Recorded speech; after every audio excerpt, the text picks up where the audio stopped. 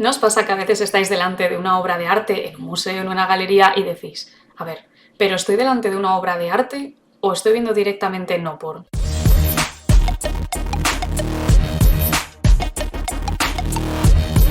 Muy buenas chicos y chicas, espero que estéis muy bien y sí, este es el tema del que vamos a hablar hoy.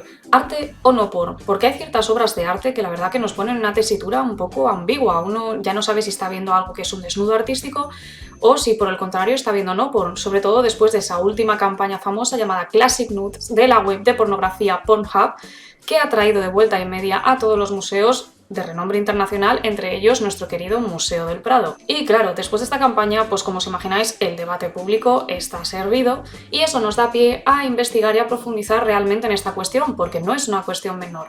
Realmente el arte está atravesado de imágenes que pueden ser calificadas como no porn o no. Antes de comenzar, quiero pedirte por favor que te suscribas a este canal para no perderte más contenido como este y que también eches un vistazo a nuestra web Artemision Blog, donde vas a encontrar artículos de arte, de ciencias de las religiones y de turismo cultural, también reseñas de películas y algún contenido extra más, pero fundamentalmente eso y no te lo puedes perder, en serio, te estamos esperando. Y como a mí me encanta siempre empezar por la etimología de las cosas, porque me parece que es desde donde luego vamos a ir desgranando argumentos un poquito más complejos, vamos a echar un repaso a la etimología del no porn, de dónde surge esta palabra. Pues resulta que no porn proviene del griego pornógrafos, que significa autor sobre tratados de no porn. La palabra se compone de porne, que os podéis imaginar lo que significa, mujeres que ejercían la calle antiguamente, y de graphein, que significa dibujar o escribir. Las mujeres que ejercían la calle en la antigua Grecia solían ser esclavas que se intercambiaban como bienes. En cambio, las mujeres, vamos a llamarlas de alto vuelo,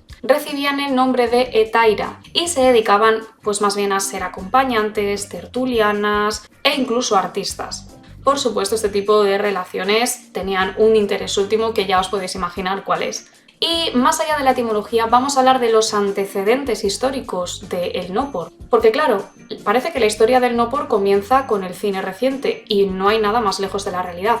Realmente podemos remontarnos incluso hasta la época paleolítica. Claro, aquí hay que entender el no por desde una perspectiva que no es la contemporánea, sino entender el no por como la producción o la creación de imágenes con un contenido erótico o relacionado con un contenido pues, sexual, donde aparezcan los genitales, donde se muestren desnudos, etc. Entonces en el paleolítico encontramos que el no porn está ligado sobre todo a los ritos religiosos, a la idea de la fertilidad, a la idea de la masculinidad, de la diosa madre, del dios de la fertilidad, y entonces estos primeros cultos pues tienden a representar pues a mujeres desnudas, como las famosas Venus de Willendorf, y se realizaban pues ritos en torno al útero, que era la parte pues más importante donde se gestaba la vida, donde se creaba la vida, y al nepe. Por ejemplo, la India como cultura tiene una vastísima tradición de representación de imágenes de contenido no por, donde se representa la sexualidad humana, que además tiene siempre un componente espiritual. Lo hacen, por ejemplo, a través de escenas matrimoniales, muchas veces poligámicas, escenas de onanismo, etc. Esto se debe al influjo directo dentro de la India de la religión hindú, que es una religión que alberga un texto muy concreto, el famoso Kama Sutra, que trata sobre la importancia espiritual que tienen las relaciones sexuales y cómo ese momento es un momento en el que nosotros intercambiamos ciertas energías y podemos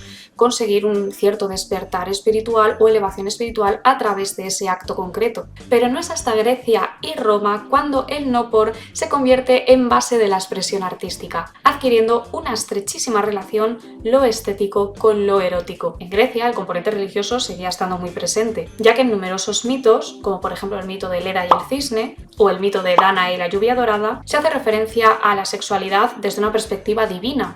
Era normal que los dioses mantuvieran relaciones con los seres humanos e incluso el mundo de la mitología griega, que es especialmente curioso, nos plantea situaciones pues bastante contemporáneas de homosexualidad, de intersexualidad, de transgénero incluso, e incluso podríamos hablar de cosas ya más graves como la pederastia o el bestialismo. Más adelante damos un salto y cuando irrumpimos en el siglo XVI, porque hay que tener en cuenta que la Edad Media pues no era un momento idóneo para la producción de imágenes de este tipo. Pero cuando llega el siglo XVI, que se produce la irrupción de la imprenta, gracias a Gutenberg, gracias a este señor maravilloso, llega la imprenta y entonces se empiezan a serializar una serie de imágenes no por entre muchísimas otras. Sabemos que gracias a la imprenta de Gutenberg se empiezan a configurar los libros tal y como les entendemos a día de hoy. Entonces empiezan a surgir grabados y librillos con este tipo de contenido que se populariza y se extiende. En el siglo XVIII continúa este tipo de arte, vamos a llamarle erótico, pícaro, con componentes de desnudos, con componentes sexuales, a través del maravilloso movimiento del rococó, que a mí personalmente me encanta, con imágenes de una factura, eso sí, pues más estilizada y que se centraban pues en aspectos igual un poquito más velados, más pícaros y más emotivos, aunque paralelamente la literatura de este tiempo se volvía mucho más violenta e incluso explícita. Por ejemplo, si no te suena el Marqués de Sade, te sugiero que lo googlees en un momento y en cuanto entres a Google Imágenes vas a ver de qué te estoy hablando. Pero no es hasta el siglo XIX cuando se definen los parámetros actuales del no por, los que hoy en día comprendemos. Se establecen estos parámetros concretamente durante la época victoriana y está estrechamente ligado a la invención de la fotografía. ¿Por qué? Porque este nuevo arte lo que hace es empezar a sustituir a la literatura y a las bellas artes, que eran los géneros que producían imágenes no por, para producir un nuevo tipo de imágenes captadas a través de este tipo de mecanismos de nueva tecnología, y esto chocaba, ¿no?, de alguna forma con la moral pues recatada y puritana que tenía la época victoriana, porque paralelamente se creaba un submundo lleno de cabarets, llenos de burdeles, una especie de cultura marginal que estaba salpicada y atravesada completamente por lo no porn, por lo erótico, e incluso existían tiendas en las que se distribuían este tipo de imágenes. Y claro, todo esto pues chocaba muchísimo con el paradigma de la mujer victoriana, que era considerada pues el ángel del hogar, la guardiana de la casa, esa mujer virtuosa, recatada, que no tenía nada que ver luego con el submundo de los burdeles, como os podéis imaginar. Pero ¿qué pasa? Que llega el siglo XX y empieza a haber enfrentamientos, debates y los primeros atisbos de censura. Lo vemos, por ejemplo, en Estados Unidos, en Inglaterra, también en España, después de la Guerra Civil. Esta situación se prolongó hasta 1960, cuando surge a través de la subcultura hippie la famosa revolución sexual. Y claro, pues con este movimiento contracultural la sexualidad empieza a expandirse, a manifestarse de una forma mucho más libre, mucho más abierta. Y en los años 70, concretamente en 1972, vamos a recurrir al hito de la famosísima película Garganta Profunda, que fue realmente el ejemplo perfecto de lo que pasa después de una revolución sexual.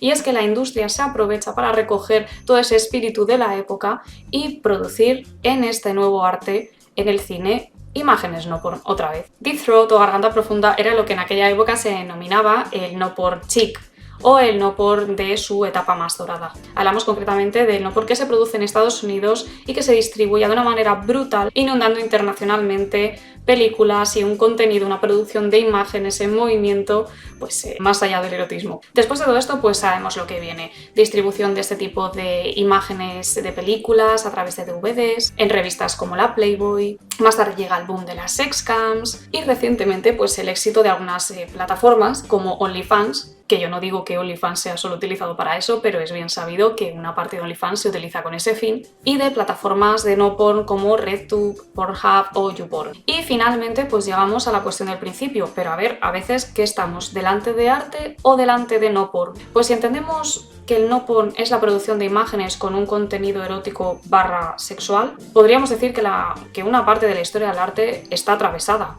por lo no porn. No obstante, hay que tener cuidado porque si lo tenemos como producción de este tipo de imágenes, sí.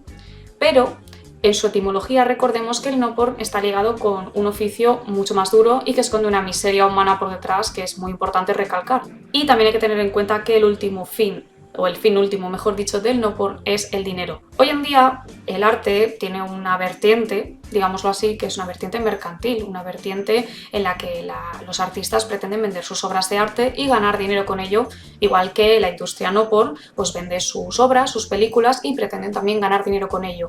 Pero el arte es mucho más que eso, y vamos a demostrarlo a través de las imágenes. El arte, por ejemplo, nos sirve para representar la naturaleza, para conocer mejor el paisaje, los animales, los ríos, las montañas, los bosques que nos rodean.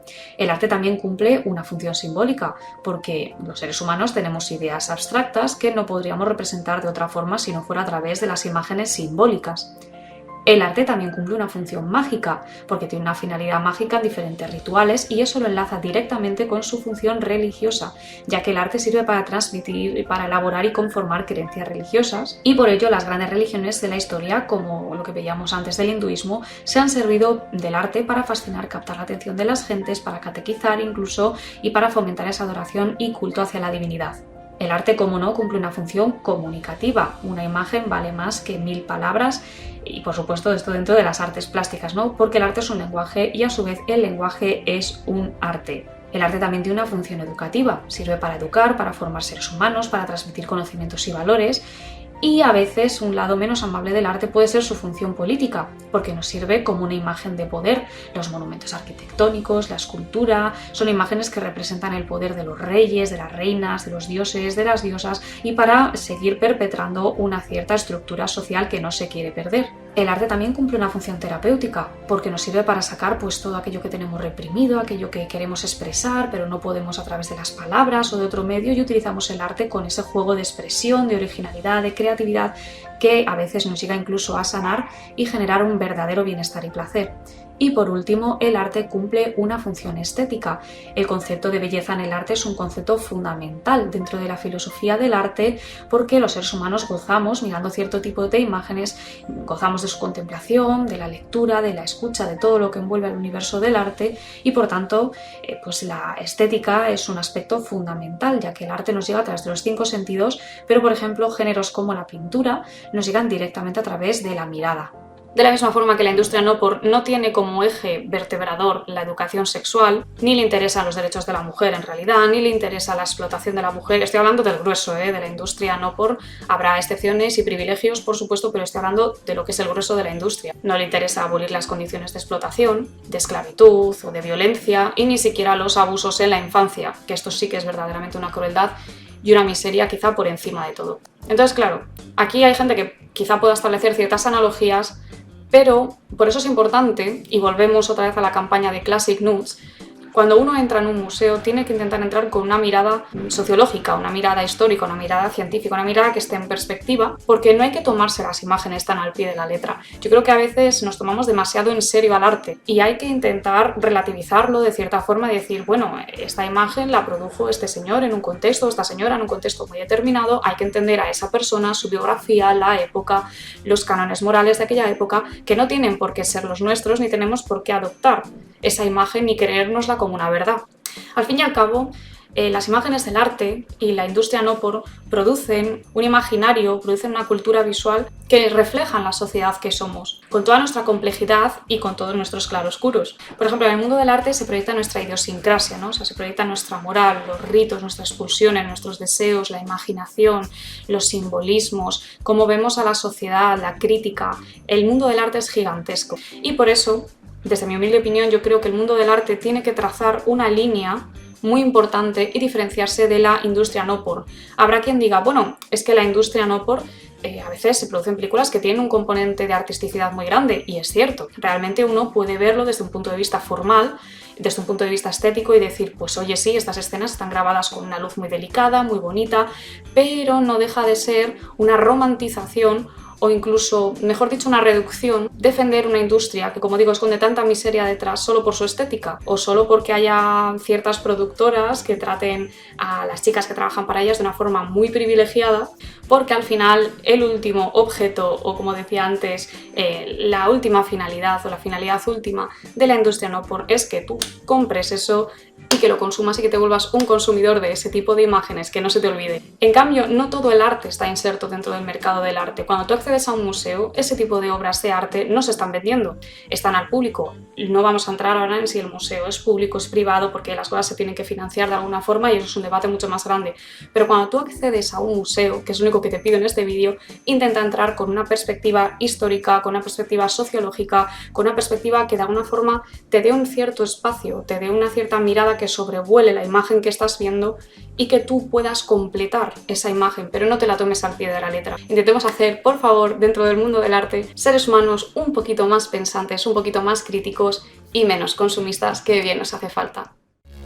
Y nada, te agradezco que hayas llegado hasta aquí, así que te mando un saludo muy fuerte y nos vemos en el siguiente vídeo. Chao.